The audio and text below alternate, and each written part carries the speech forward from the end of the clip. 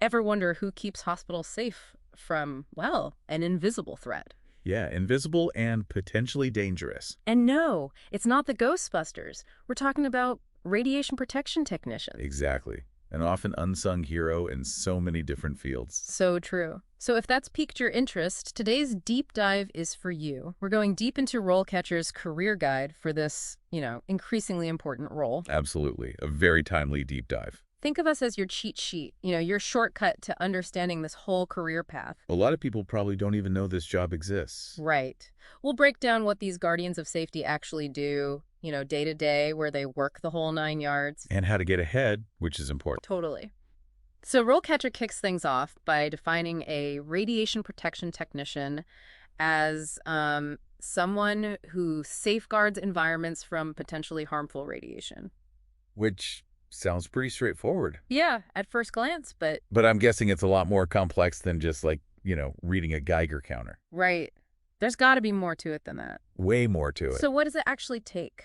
Well, RoleCatcher uses the word meticulously Yep. a lot, and for a reason. We're not just talking about, nuclear power plants, Right, right.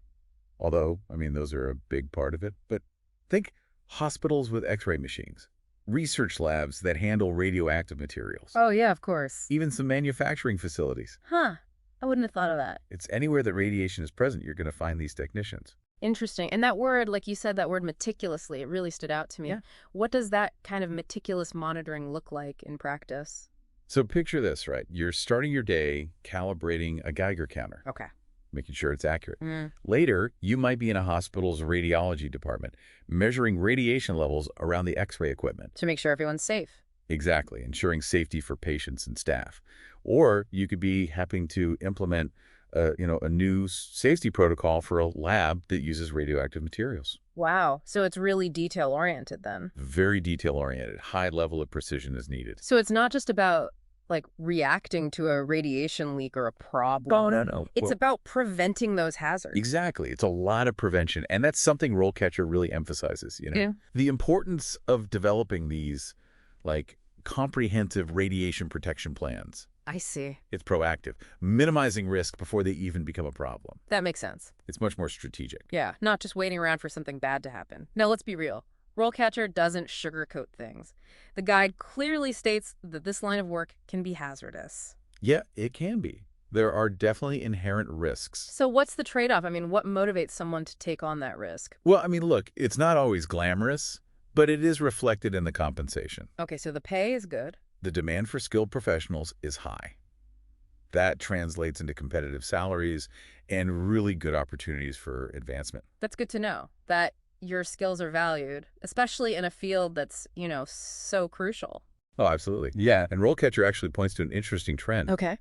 Hospitals, they need more and more radiation protection technicians, Oh, interesting. not just the more traditional settings like power plants. That's fascinating. Yeah, I can see why, with all the medical imaging and technology they use these days. Exactly. It's only going to increase. So this trend just opens up, more diverse and specialized career paths, even for those interested in healthcare. Huh.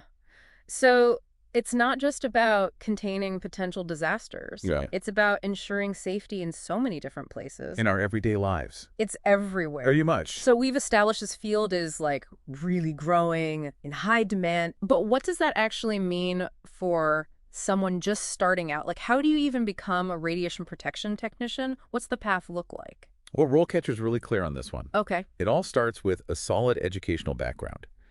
You're going to need a bachelor's degree Okay. in a related field, so something like health physics, nuclear engineering, Makes sense. maybe even physics, but like with a specialization in radiation. Yeah, you'd need to really understand the science behind all of it. Exactly. You need that strong foundation. Mm-hmm. But it's not just theory. And RoleCatcher makes this really clear, too. Okay. They highlight the importance of hands-on experience, and that's where certifications come in. Oh, So they specifically mention the Certified Health Physicist, the CHP, okay. and then the Certified Radiation Protection Technologist, the CRPT. So those are important to have. Those are really important, those credentials, because it shows employers that you have those practical skills, that you can handle the job. Right. It's like, it's one thing to read about something. It's another to actually do it. Exactly. Like, I can read about baking a cake. Right. Doesn't mean I can actually bake one. Exactly. You got to get your hands dirty. Yeah. You need that real world experience. 100%. And speaking of which, Okay. RoleCatcher also really emphasizes internships, even volunteering Oh, interesting. for radiation monitoring projects, stuff like that. So even if you've got all the book smarts, Mm-hmm. nothing replaces actually being in the field. 100%. You got to be in it. And that's where networking comes in. Oh, right. Of course, making those connections. Exactly. And RoleCatcher even suggests, like, attending conferences. Okay. Joining, like, professional associations. To meet people. Yeah, like the American Nuclear Society, the Health Physics Society. So you can learn from the best. Exactly. Plus, those conferences, they're a gold mine of information. You hear about the latest technologies. You get a glimpse into the future of the field. That's so cool. And you mentioned technology earlier, and it made me think, because RoleCatcher talks about how the field is always evolving, Oh, yeah. especially with things like, remote monitoring and all this data analysis. Right. It's huge now. So what kind of impact do you see that having on, like, the work itself? That's a great question. And honestly, it's something that everyone in the field is talking about. Yeah, I bet. Because think about it. As technology changes, we could see a huge shift towards, like, more centralized monitoring, So instead of always being on site, Yeah, you might be working remotely. exactly. It's kind of mind-blowing, right? Like, instead of always being on site, maybe you're working from, like, a control room somewhere. Yeah, exactly. Overseeing multiple locations, but all remotely, Wow. analyzing data in real time. So instead of someone in a hazmat suit, it's someone at a computer? Maybe. Yeah, in a way. But that brings up a really important point that that RoleCatcher kind of hints at. Okay. With all this talk about technology, what happens to the human element? Right, because we've been talking about all this advanced tech. Mm-hmm. Is the future of this whole career just going to be about, like, analyzing data from a computer? It's a good question, and I think it's something that, people in the field are trying to figure out right now. Yeah. Because there's no doubt that technology, it's going to change things, but it's not necessarily about replacing humans entirely. Right. It's more like technology is changing what the work actually is. Interesting. So more about adaptation, like we have to adapt to the new technology. 100%, yeah.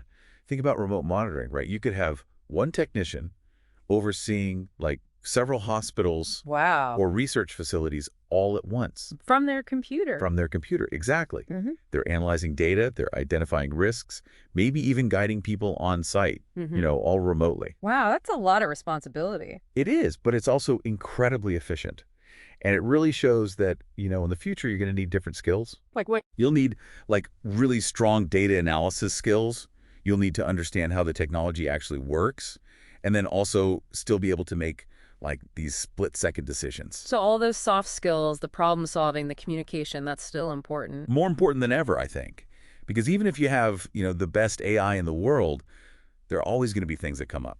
Right, things AI can't predict. Exactly. Things break, situations change, and you need a human who can think on their feet and figure it out. So it's really about, like, using technology to your advantage, not being afraid of it. I think that's a great way to put it. Technology is a tool. Right, it's not going to replace us. At least not yet. Right. But really, it's about continuous learning. Always be learning, stay up to date on what's new, be ready to adapt. It's a career for people who are curious, who like to solve problems. 100%, who like science, who are analytical, and, who are also adaptable. And who care about keeping people safe. That's a big one. Mm-hmm. At the end of the day, that's what it's all about, protecting people from, this invisible threat. It's pretty amazing. It really is. Well, there you have it. We've gone deep into the world of radiation protection technicians. We really have. Not just what they do now, but where this whole career is headed. The future is bright. A huge thanks to RoleCatcher's Guide. Such a great resource. It really is. So if you're looking for a career that's, in demand, that's using science and tech, and that really makes a difference, this might be it. Think about it. Until next time, everyone, keep learning and stay curious. And stay safe out there. We'll catch you on our next deep dive.